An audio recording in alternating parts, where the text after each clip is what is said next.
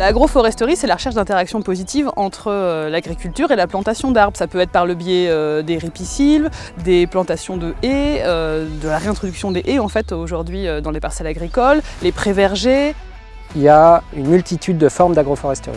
Ici, au parc, on travaille sur l'agroforesterie intraparcellaire, c'est-à-dire des arbres positionnés de loin en loin dans la parcelle. En fait, au cours des dernières décennies, on a plutôt vu un déclin de l'utilisation de l'arbre, voire une destruction aussi des linéaires de haies et de l'utilisation des vergers dans l'agriculture. Et aujourd'hui, on revient en fait pour différentes raisons à ces pratiques qu'on favorise. D'abord, je suis un paysan. L'étymologie du mot, il y a paysan, celui qui façonne un pays. En plantant des pommiers, je redonnais un aspect traditionnel au pays. Donc non seulement mettre des pommiers, mais remettre les haies au goût du jour et se servir des haies parce que les haies nous servent à vivre. Bois de chauffage, clôture. Je mets pas que des pommiers, il y a des poiriers, il y a des pruniers, il y a des châtaigniers. Dans les haies, il y a des arbustes et des arbres. J'ai pas mal de tilleuls. Je mets d'autres couleurs aussi. Je mets des chênes, des marais où c'est humide, des saules qui font des feuilles plus tôt. Tout ça aussi, c'est de tout le long de l'année avoir un paysage qui évolue. En rajoutant de l'arbre, on va rajouter aussi de la fleur qui va pouvoir fleurir à des moments différents et fournir une nourriture supplémentaire pour les abeilles. On fait un peu d'apiculture, donc un peu d'abeilles. Pourquoi? Parce que les abeilles participent, ne sont pas les seules bien sûr, mais participent à la pollinisation. Donc les avoir dans le verger, c'est intéressant.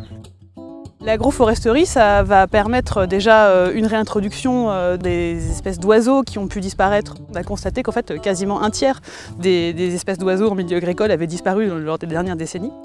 On a été embêtés certains étés avec des étés assez chauds où les vaches n'avaient plus d'ombre en fait. Donc nous, la première idée, c'était de ramener l'ombre dans les parcelles. Et puis après, on a vu qu'il y avait quand même pas mal d'avantages pour la captation de l'eau. Il y a quand même une certaine densité, donc ça capte l'eau. Donc par capillarité, nous on espère aussi que l'été, ça va ramener l'eau du sol pour les prairies. Un arbre aussi, quand ça grandit, ça fait des racines profondément dans le sol, ce qui va permettre déjà de structurer le sol, de le prospecter à un niveau plus profond que ce que font les herbacées qu'on voit autour de nous. Donc ça va permettre de l'infiltration de l'eau, ça va permettre aussi de remonter des nutriments qui seront utiles pour les cultures ou pour l'herbe qui pousse ici. Ça va permettre aussi une meilleure résistance en fait, des cultures aux aléas climatiques, notamment au vent et à la sécheresse, dans le cadre des changements climatiques qui nous attendent, et également une meilleure résistance à l'érosion.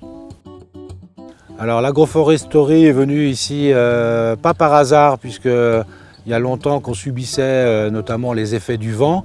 Nous sommes en bordure du littoral. Chaque été notamment, on subit les effets des vents chauds, et donc les arbres conviendront d'abord aux plantes sur ces parcelles séchantes, et aussi conviendront aux animaux pour leur apporter un confort pour passer l'été. Donc le vert là est dû à la chlorophylle. La chlorophylle, c'est ce qui permet de faire de la photosynthèse, donc de convertir du carbone de l'atmosphère en sucre qui se trouve d'abord dans les arbres, puis dans le sol, via les racines et quand l'arbre se décompose.